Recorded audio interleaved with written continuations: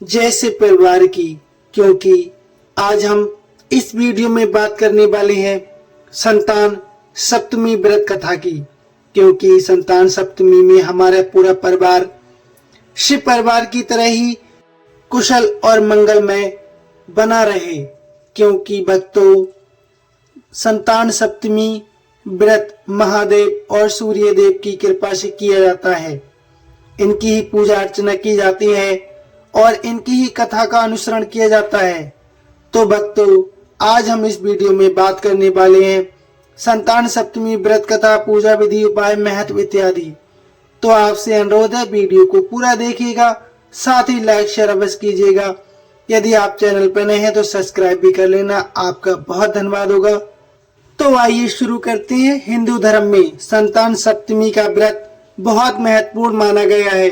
संतान सप्तमी के दिन महिलाएं अपनी संतान की लंबी उम्र और तरक्की के लिए व्रत रखकर भगवान सूर्य और गणेश भगवान शिव और माता पार्वती के साथ ही लड्डू गोपाल जी की पूजा अर्चना भी करती हैं। साथ ही संतान प्राप्ति के लिए यह व्रत बहुत ही महत्वपूर्ण माना जाता है। यदि इस दिन मन में कामना रखकर संतान प्राप्ति के लिए भगवान की प्रार्थना की जाए तो सूनी गोद भी जल्दी भर जाती है।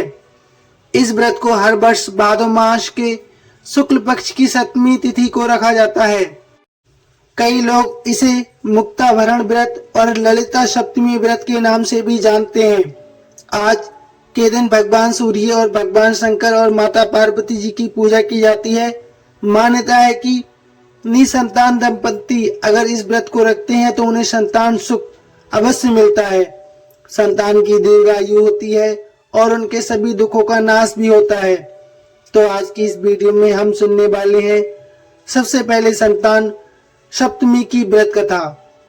पौराणिक कथा के अनुसार एक बार धर्मराज युधिष्ठिर को भगवान श्री कृष्ण ने संतान सप्तमी की व्रत कथा सुनाते हुए कहा कि हे धर्मराज, ये व्रत योग संतान प्रदान करने वाला, उसकी रक्षा करने वाला और उसके दुखों का नाश करने वाला है।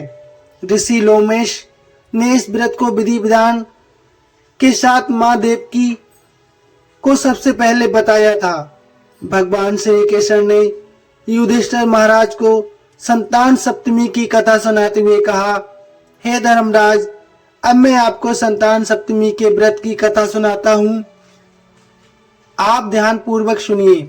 बहुत समय पहले अयोध्या नगरी पर राजा नहुष का राज था। वह बहुत ही प्रतापी और न्यायप्रिय राजा थे। उनकी रानी चंद्रमुखी बहुत ही सुंदर, सुशील और धर्मपरायण स्त्री थी। उनके राज में एक विष्णुदत्त नामक ब्राह्मण अपनी पत्नी रूपमती के साथ रहता था।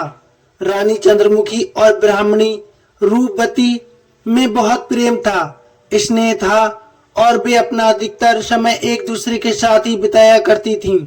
एक दिन वह दोनों सरयू नदी में स्नान करने के लिए गईं। उस दिन संतान सप्तमी का दिन था। उन्होंने देखा कि स्त्रियां वहां पर स्नान करके वहीं माता पार्वती और भगवान शिव की प्रतिमा बनाकर विधि विधान से पूजा अर्चना कर रही थी।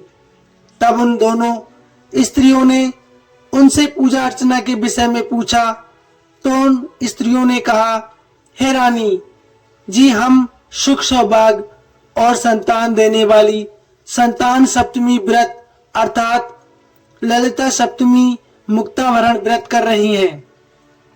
इसमें हमें भगवान शिव और माता पार्वती की पूजा अर्चना करके भगवान शिव को धागा बांधकर जीवन भर ये व्रत रखने का संकल्प लेना होता है।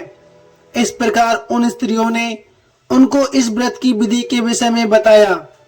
उन स्त्रियों से उस संतान देने वाली व्रत के विषय में जानकर दोनों ने भगवान शिव को धागा बांधकर जीवन भर संतान सप्तमी का व्रत रखने का संकल्प ले लिया। लेकिन दुर्भाग्यवश वह दोनों ही उस संकल्पित व्रत को रखना भूल गई। परिणाम स्वरूप मरने के बाद उन्हें कुयोनियों में जन्म लेना पड़ा। उन विभिन्न योनियों में दुख भोगकर एक बार फिर उन्हें मनुष्य योनि प्राप्त हुई। इस जन्म में रानी चंद्रमुखी ने राजकुमारी ईश्वरी के रूप में जन्म लिया और उनका विवाह मथुरा के राजा पृथ्वीनाथ के साथ हो गया। और ब्राह्मणी रूपमती ने भूषण के रूप में एक ब्राह्मण परिवार में जन्म लिया और इसका विवाह मथुरा के ही राजपुरोहित अग्निमुखी के साथ हो गया। पूर्व जन्म की तरह इस जन्म में भी उन दोनों सखियों ने आपस में बहुत प्रेम था। पूर्व जन्म में संकल्पित व्रत न रखने के कारण इस जन्म में रानी को संतान सुख प्राप्त नहीं हो सका और उसने एक मोग बहादुर बालक को गोद ले लिया और वह भी कम उम्र में ही मृत्यु को प्राप्त हो गया। इस कारण वह बहुत दुखी रहने लगी। उधर सौभाग्यवश ब्राह्मणी भूषण को उस व्रत का स्मरण हो गया और उसने इस जन्म में उस व्रत का पालन किया, जिसके फलस्वरूप भूषण को इस जन्म में 8 पुत्रों की प्राप्ति हुई। उसके पुत्र स्वस्थ होने के साथ साथ बहुत ही रूपमान और गुणवान भी थे। जब वे भूषण को अपनी सखी रानी ईश्वरी के मुख बहादुर पुत्र की मृत्यु का पता चला तो वह रानी को सहानुभूति देने के लिए उससे मिलने चली गई, परंतु पुत्र की मृत्यु के शोक के कारण रानी के हृदय में अपनी सहेली भूषण के प्रति जलन उत्पन्न हो गई। रानी ईश्वरी ने भूषण के पुत्रों को मारने की इच्छा से उन्हें एक दिन भोजन के लिए बुलवा लिया और उन्हें भोजन में विष देकर मारने का प्रयास किया, किंतु संतान सप्तमी व्रत के प्रभाव से भूषण के पुत्रों पर उस विष का कोई प्रभाव नहीं हुआ। यह देखकर रानी ईश्वरी क्रोध और ईर्ष्या के मारे जल उठी। उसने अपने नौकरों को आदेश दिया कि वह भूषण के पुत्रों को यमुना के गहरे पानी में फेंक दे, लेकिन इस बार भी उस व्रत के प्रभाव से उन बालकों का बाल भी बांका नहीं हो सका और वह सुरक्षित रहे। इतना सब कुछ हो जाने के बाद भी रानी ईश्वरी को सब्र नहीं आया और उसने भूषण के पुत्रों को मारने के लिए जल्लादों को आदेश दे दिया। सेवक उन्हें जल्लादों के पास ले गए, लेकिन वहां भी भगवान से और माता पार्वती ने भूषण के पुत्रों की रक्षा कर ली। उन्हीं की कृपा से वह इस बार भी पूरी तरह से सुरक्षित हो गए। जब ये बात रानी को पता चली कि भूषण के पुत्रों को बार बार मरवाने का प्रयास वह करती है, लेकिन वह बार बार बच जाते हैं, तब उसे आभास हुआ कि कोई ना कोई ईश्वरी चमत्कार अवश्य है, जिससे उसके पुत्र हर बार सुरक्षित बच जाते हैं। तब उसने अपनी सहेली से भूल के लिए क्षमा मांगी और रानी ने भूषण को बताया कि उसने किस किस प्रकार से उसके पुत्रों को मारने का प्रयास किया है, लेकिन उसके पुत्र हर बार बच जाते हैं। तब रानी भूषण ने उसका कारण जानना चाहा।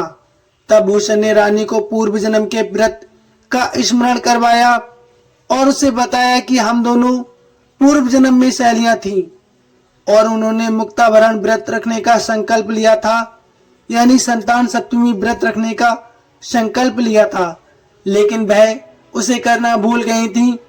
किंतु मैंने इस जन्म में अपने उस संकल्पित व्रत को पूर्ण किया और मुक्ताभरण व्रत का पालन किया। ये सब भगवान शिव और माता पार्वती का ही आशीर्वाद है और उस व्रत का ही प्रभाव है, जिसके कारण मेरे पुत्र हर विपत्ति में सुरक्षित रहते हैं।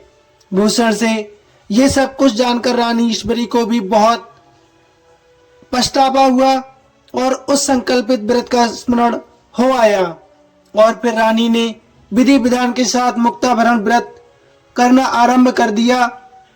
उस व्रत के प्रभाव से रानी को भी एक स्वस्थ और सुंदर पुत्र प्राप्त हुआ। तभी से स्त्रियां संतान प्राप्ति और उनकी रक्षा के लिए यह संतान सप्तमी व्रत रखती हैं। तो भक्तों, ये थी संतान सप्तमी की व्रत कथा। आइए आप जानिए पूजा विधि, उपाय, महत्व इत्यादि। आपसे रिक्वेस्ट है वीडियो को पूरा ही देखिए, तभी आपको संपूर्ण जानकारी प्राप्त हो सकेगी और आप अपना व्रत संपूर्णता पूर्ण कर सकेंगी। आइए शुरू करते हैं। हिंदू पंचांग में हर तिथि हर वार का अत्यधिक महत्व शास्त्रों में बताया गया है। वैसे ही भादो मास के शुक्ल पक्ष की सप्तमी तिथि को संतान सप्तमी कहा जाता है।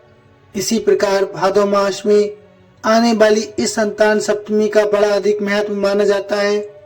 धार्मिक मान्यताओं के अनुसार संतान सप्तमी के दिन भगवान सूर्य देव, माता पार्वती और भोले शंकर की पूजा का विधि विधान है।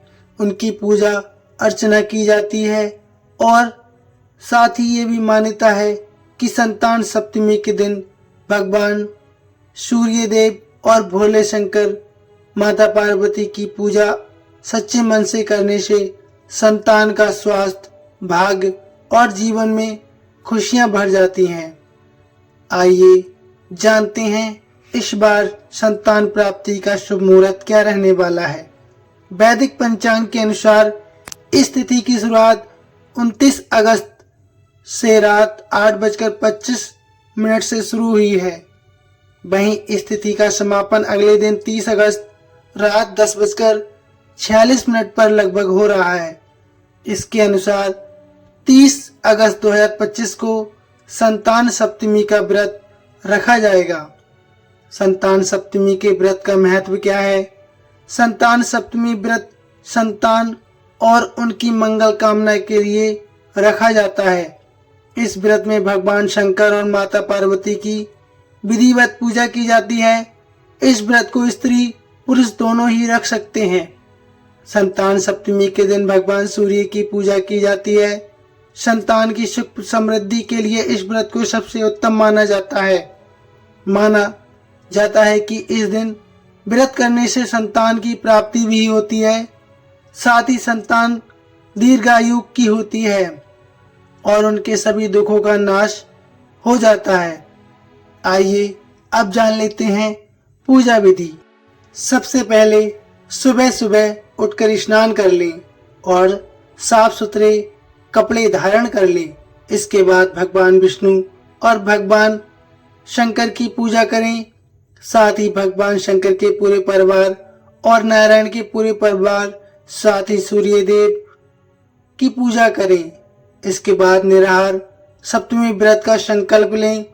दोपहर में चौक पूर्व कर चंदन, अक्षत, धूप, दीप, नैवेद्य, सुपारी तथा नारियल आदि से फिर से भगवान शंकर और माता पार्वती की पूजा करें। सप्तमी तिथि के व्रत में नैवेद्य के रूप में खीर, पूरी तथा गुड़ के पुए बनाए जाते हैं। संतान की रक्षा की कामना करते हुए शिव जी को कलावा चढ़ाएं और बाद में खुद इसे धारण करें। इसके बाद अपनी संतान की कलाई पर भी बांधें। इसके बाद व्रत कथा अवश्य सुनें और मंगल कामना के लिए भगवान से प्रार्थना अवश्य करें। हे प्रभु, हम अज्ञानी हैं, हम नादान हैं, हम पर कृपा बनाए रखना, हमारी संतान पर कृपा बनाए रखना, उसे दीर्घायु प्राप्त करना, उसकी कारोबार में तरक्की इत्यादि की कामना करते हुए भगवान से क्षमा याचना अवश्य करना। प्रेम से बोलना हर हर महादेव, जय सूर्य नारायण। वीडियो कैसी लगी प्लीज कमेंट में बताइए।